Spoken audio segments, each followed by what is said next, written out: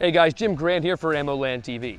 Now, if you're one of the millions of Americans who are for the first time exercising their Second Amendment right, you no doubt have some pretty serious questions. Owning a firearm is a very, very big responsibility. You can't take those bullets back. And one of the questions I've seen a lot of shooters ask pertains to ammunition. In particular, steel-cased ammunition. Whether it's good or not, is it good to go? Is it worth the price savings? And well, it really depends. For the majority of firearms, sure, if you have a properly operating handgun, firearm, rifle, shotgun, whatever, steel-cased ammunition is gonna run fine. But there are some very definite downsides to steel-cased ammunition. I mean, if there weren't, then all ammo would be steel-cased, right? So what are they? And for that matter, why would people invest in steel-cased ammunition over brass-cased ammunition in the first place? Well, primarily the reason being that it's a lot cheaper. Or at least it was a lot cheaper until the recent panic buying of the COVID cough, China virus, whatever you want to call it, sent prices basically spiraling into the stratosphere.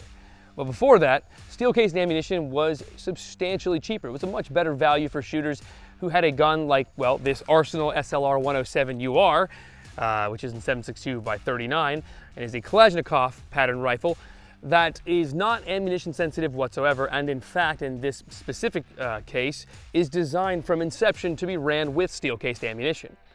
But what about the AR-15? What about your Glock or whatnot? Are those good to go with steel ammo? Well, steel-cased ammo at least? And the answer is, well, yes. There's a giant misnomer out there, or a misunderstanding, that steel-cased ammunition is dramatically harder on your firearm and will increase the wear and tear and thus reduce the longevity of your firearms if a shooter uses a lot of it through their gun. And the reality is, yes, it is a little bit harder on your firearm, particularly the extractor, because steel is actually harder than brass, and for that matter, the friction, or the coefficient of friction of steel on steel, is greater than that of brass on steel, so extracting those spent casings from the chamber does require more effort on your firearm's part. And a lot of that effort is then expended via your extractor as the action ejects the casing. But what's the bottom line?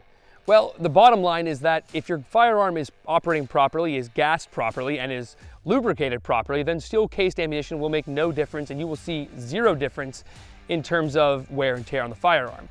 The biggest reason that we get a lot of folks telling us, especially older folks like myself, telling you that their firearms didn't run well with steel-cased ammunition in the past, is that a great deal of that steel-cased ammo either featured a lacquered coating, or in the case of a lot of the Russian ammunition, was somewhat underpowered.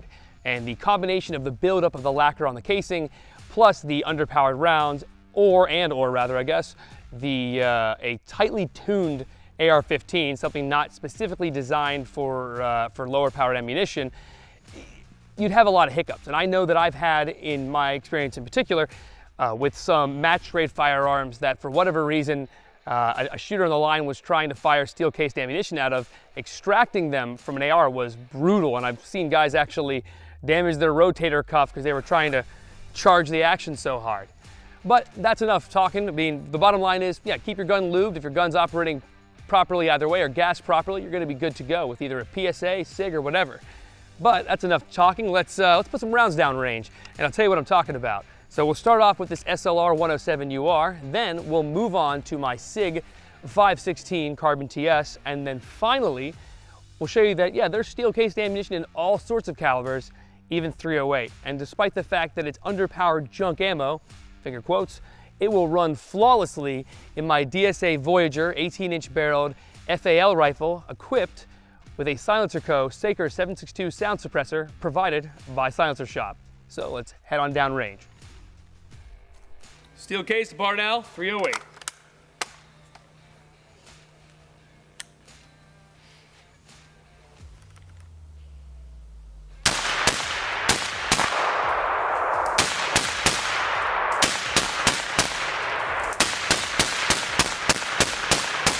Woo!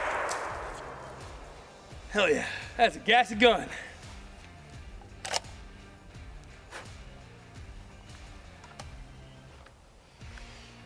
This is Monarch, which is a combination of Tula and I think some other companies too. Let's try it out.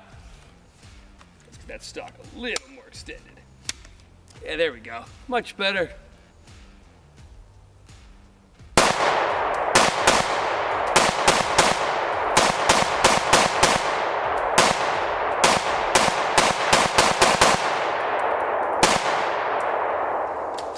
No malfunctions.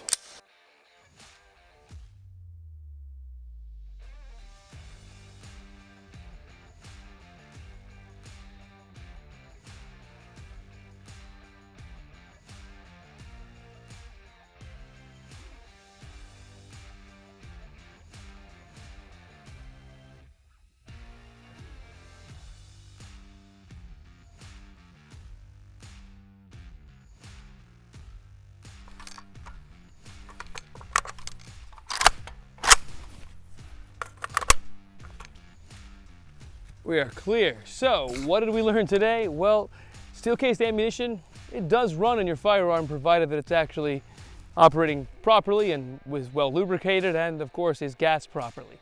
Yeah, it's a little bit cheaper and it has a little bit additional wear on the firearm, but for the most part, it's really negligible difference and something that you won't even see for thousands, if not tens of thousands of rounds fired through your firearm.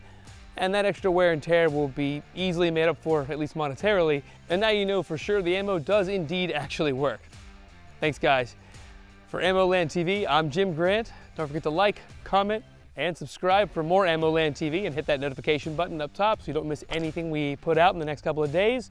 And of course, thank you guys for tuning in. I'll catch you guys on the flip side.